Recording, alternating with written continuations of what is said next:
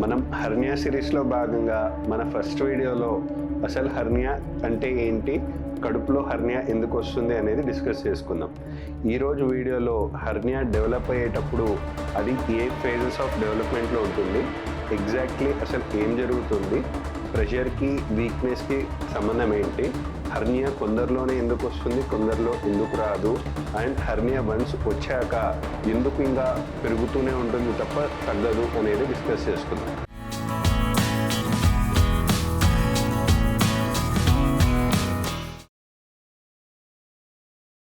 Imagine చేసుకోండి, ఒక చిన్న బెలూన్ తీసుకున్నాం. బెలూన్లో ఫస్ట్ గాలి ఏం లేదు, బట్ నిదానంగా గాలి బాగా కొడుతున్నాం. గాలి బాగా కొట్టేంత వరకు బెలూన్ ఫస్ట్లో పెరుగుతూనే ఉంటుంది. పెరిగి పెరిగి ఇంకా గాలి కొట్టే కొద్దీ మనకు ఒక పార్ట్ ఆఫ్ ద బెలూన్లో బాగా పల్చగా థిన్ అవుట్ అయిపోయినట్టు తెలుస్తుంది. ఇంకా అదే థిన్ అవుట్ అయిన బెలూన్లో మనం ఇంకా గాలి కొడితే ఏమవుతుంది, బెలూన్ అమాంతం ఆ వీక్ అయిన చోట పగిలిపోవచ్చు. సేమ్ వే మనకు కడుపులో కూడా మనకు కడుపునే ఒక బెలూన్ లాగా కంపేర్ చేసుకుంటే మనకు చెప్పుకున్నట్టు మల్టిపుల్ లేయర్స్ అనేవి ఉంటాయి మన కడుపు యొక్క కండరాల్లో కూడా. మనకు ఆ లేయర్స్లో ఎక్కడన్నా ఒక చిన్న వీక్నెస్ అనేది డెవలప్ అయినప్పుడు మనకు కడుపును ఒక ప్రెషర్ కుక్కర్తో కంపేర్ చేసుకొని మనకు ఎట్లయితే ప్రెషర్ పెరిగినప్పుడే విజిల్ కూత ఎట్లయితే వస్తుందో అలాగే మనకు ఈ కడుపులో కూడా ప్రెషర్ పెరిగినప్పుడల్లా ఆ వీక్ అయిపోయిన కండరాల ద్వారా మనకు ఒక చిన్న బల్జ్లా మనకు హెర్నియా అనేది స్టార్ట్ అవుతూ ఉంటుంది. హెర్నియా వచ్చిన పేషెంట్స్ కూడా చాలామంది మన దగ్గరికి కన్సల్టేషన్కి వచ్చినప్పుడు ఏం చెప్తుంటారు, సార్ నేనేం బరువులు ఏమెత్తాను, నేను ఎప్పుడు కూడా నా లైఫ్ టైంలో అసలు వెయిట్ లిఫ్టింగ్ అంటూ ఏమీ చేయలేదు, అయినా నాకెందుకు వచ్చింది అని ఎక్కువ మంది అడుగుతూ ఉంటారు. ఇక్కడే మనకు చిన్న డిఫరెన్స్ వస్తుంది. హెర్నియాలో కేవలం మనం కడుపు పైన ప్రెషర్ పెట్టడం వల్లే రాలేదు. ప్రెషర్ చాలామంది పెట్టినా ప్రెషర్తో పాటు కండరాల్లో వీక్నెస్ ఉన్న వాళ్ళకే మనకు హెర్నియా వస్తుంది. అందుకే ఇప్పుడు మన దగ్గరకు వచ్చే వాళ్ళలో పని చేయకుండా ఎక్కువ కడుపైన ప్రెషర్ పెట్టకుండా ఉన్న సాఫ్ట్వేర్ ఇంజనీర్ వాళ్ళకి హెర్నియా వస్తుంది, ఆల్రెడీ రిటైర్డ్ టీచర్స్కి వస్తుంది, ఇంకా గట్టిగా మాట్లాడితే అప్పుడే పుట్టిన చిన్న పిల్లాడికి కూడా హెర్నియా రావచ్చు. ఎందుకు అంటే కేవలం ప్రెషర్ పెట్టడం వల్లే కాదు, అక్కడ ఆల్రెడీ స్వతహాగానే కడుపులో కండరాల్లో వీక్నెస్ ఉండడం వల్ల మనకు హెర్నియా వచ్చే ఛాన్సెస్ ఉంటాయి. అందుకే మనకు హెర్నియా ఎవరిలో ఎక్కువగా రావచ్చు అంటే అది కేవలం ఒక్క రీజన్ వల్ల అని చెప్పలేము. ప్రెషర్ బట్టి కావచ్చు, ఆర్ వాళ్ళకు ఆల్రెడీ కడుపులో ఉన్న ఎగ్జిస్టింగ్ వీక్నెస్ వల్ల కావచ్చు, అండ్ ఆ వీక్నెస్ ఏ టైంలో వాళ్ళకి డెవలప్ అయింది అనే దాన్ని బట్టి కూడా రావచ్చు. అప్పుడే పుట్టిన పిల్లాడికి కూడా వీక్నెస్ ఉందంటే అప్పుడే పుట్టగానే కూడా వాళ్ళకి హెర్నియా రావచ్చు, లేదా వయసు మీద పడే కొద్దీ వాళ్ళకు ఏజ్ ఫ్యాక్టర్ వల్ల మజిల్స్ వీక్ అయిపోయి కూడా వాళ్ళకు హెర్నియా రావచ్చు. సో అందుకే హెర్నియాకి ఏజ్తో కానీ ఆర్ వాళ్ళ ఫిజికల్ యాక్టివిటీస్తో కొంచెం లింకప్ ఉంటుందే తప్ప కేవలం ఒకే ఒక్క ఫ్యాక్టర్ వల్ల హెర్నియా వస్తుందని చెప్పడం కష్టం. అందుకే జిమ్కి వెళ్ళి బాగా బరువులు ఎత్తే వాళ్ళకి హెర్నియా అసలే రాకుండా ఉండవచ్చు, లేదా జస్ట్ పెద్ద హెవీ ఫిజికల్ యాక్టివిటీ అంటూ చేయకుండా ఇంట్లో రిలాక్స్డ్గా ఉండే వాళ్ళకి కూడా హెర్నియా వచ్చే ఛాన్సెస్ ఉంటాయి, ఒకవేళ ఆల్రెడీ వాళ్ళకు మజిల్ పుట్టక నుంచే వీక్నెస్గా ఉన్నట్టు. బట్ మనకి ఇక్కడ ఎగ్జాక్ట్లీ ప్రెషర్ అంటే ఏంటి అని చూసుకుంటే మనం ఇదివరకు చెప్పుకున్నట్టే కడుపు అనేది ఒక ప్రెషర్ కుక్కర్తో కంపేర్ చేసుకుంటూ ఉంటాం.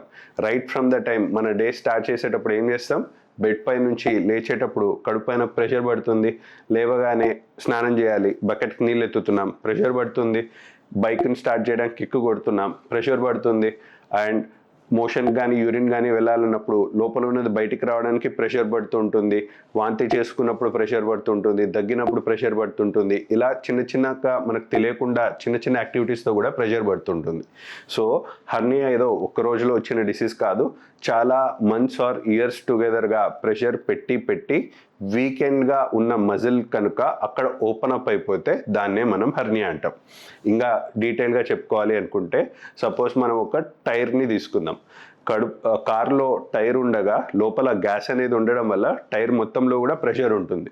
బట్ ఎక్కడైతే టైర్లో ఒకానొక భాగంలో చిన్న వీక్నెస్ అనేది వచ్చినప్పుడు ఎక్కడైతే ఆ టైర్ వీక్ అయిందో అక్కడ నుంచి మనకు లోపల ఉన్న ట్యూబ్ బయటికి బల్జ్ అయిపోతుందో ప్రెషర్ మొత్తం ఉంది, బట్ వీక్నెస్ అక్కడ ఉండడం వల్ల అక్కడ మాత్రమే బల్జ్ వచ్చినట్టు.